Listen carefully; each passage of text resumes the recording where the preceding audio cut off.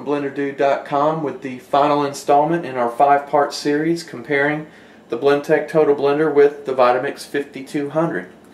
Once again, if you're looking for a high-performance blender, you will have found several different competitors out there, but there's a great chance your final decision is coming down between the Total Blender and the 5200. They are considered the two best on the market today. And hopefully you've picked up a tidbit here or there over the course of this video series that may be steering you towards one over the other. That's the whole point of the series. Today we'll be doing one more test. We'll be making some flour in these machines. If you did not already know, these machines are powerful enough to take your whole grains and turn them into flour. So for instance, if you wanted to make your own bread doughs, you could take some brown rice or some regular rice or some cracked winter wheat, put them in these machines and turn them into flour, so you'll know exactly what's going in those bread dough recipes. Today we'll be doing brown rice flour.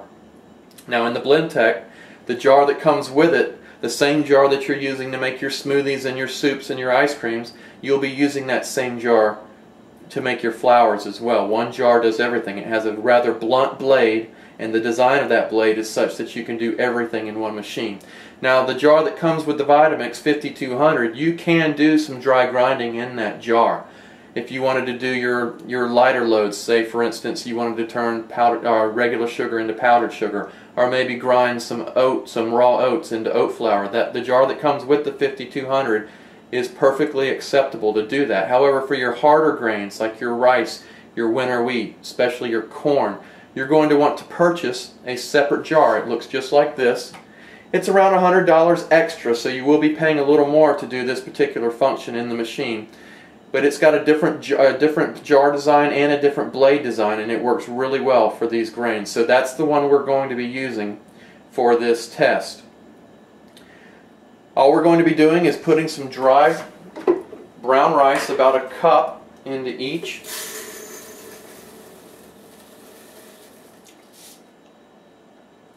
Now what we're going to be doing in this test is running both machines for the exact same length of time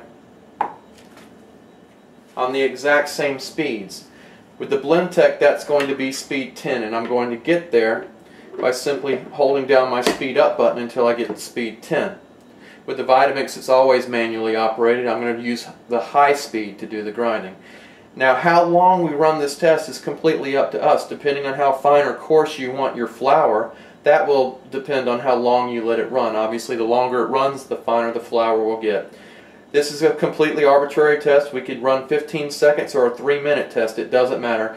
The Blendtec, however, when you use the manual speeds, will shut itself off after 50 seconds, so we'll just use that as our arbitrary time for this particular test.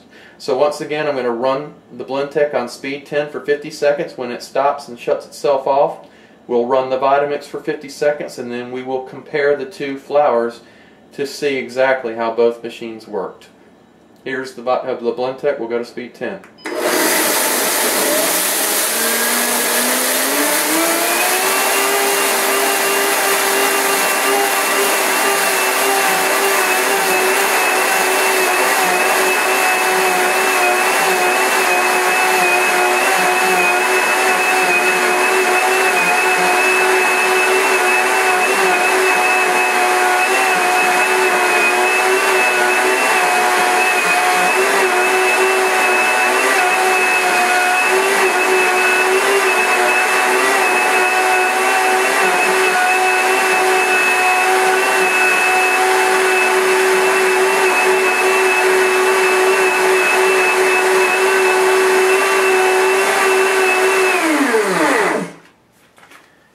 Now the Vitamix will put the same amount, 1 cup of brown rice into it.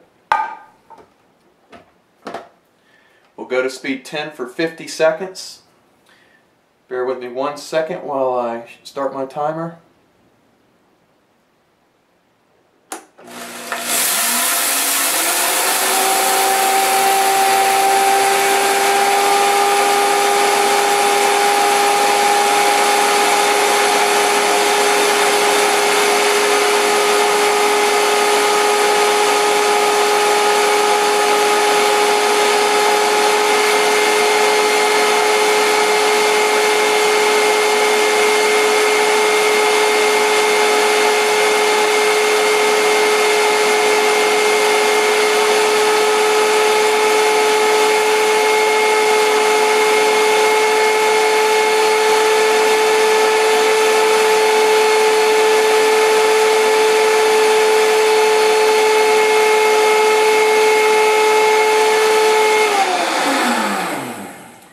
Okay, now one thing I want to show you before we compare the flours. I've been meaning to do this on several videos.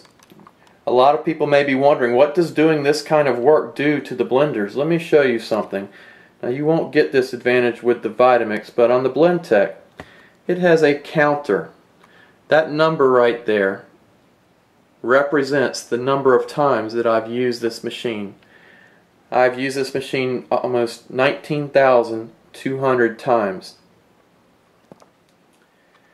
Now, I haven't done the math on that, but if you divide 19,172 by 365 days a year, you're going to come up with a number that's over 50, which means if you use these machines every single day for the next 50 years, you still won't have as many uses on your machine as I do on this one. My point being, these machines are designed to last.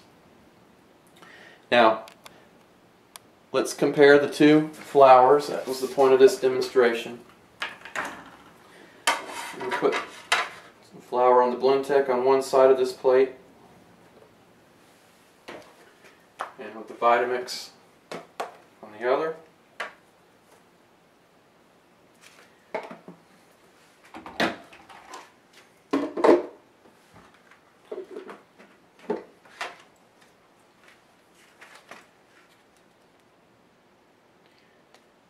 As you can see, that flour is fine enough to bake with.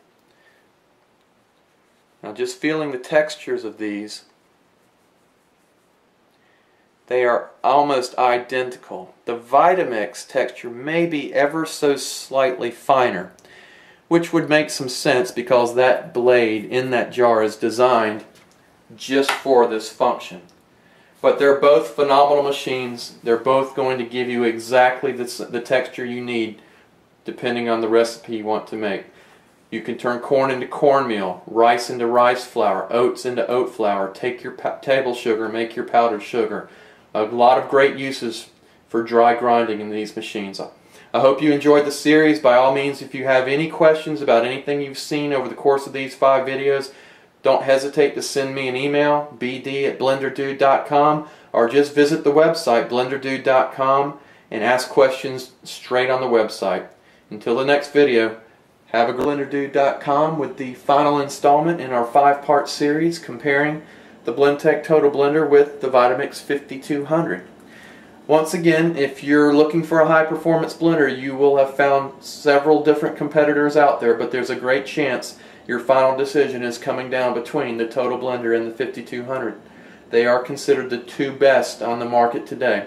And hopefully you've picked up a tidbit here or there over the course of this video series that may be steering you towards one over the other. That's the whole point of the series. Today we'll be doing one more test.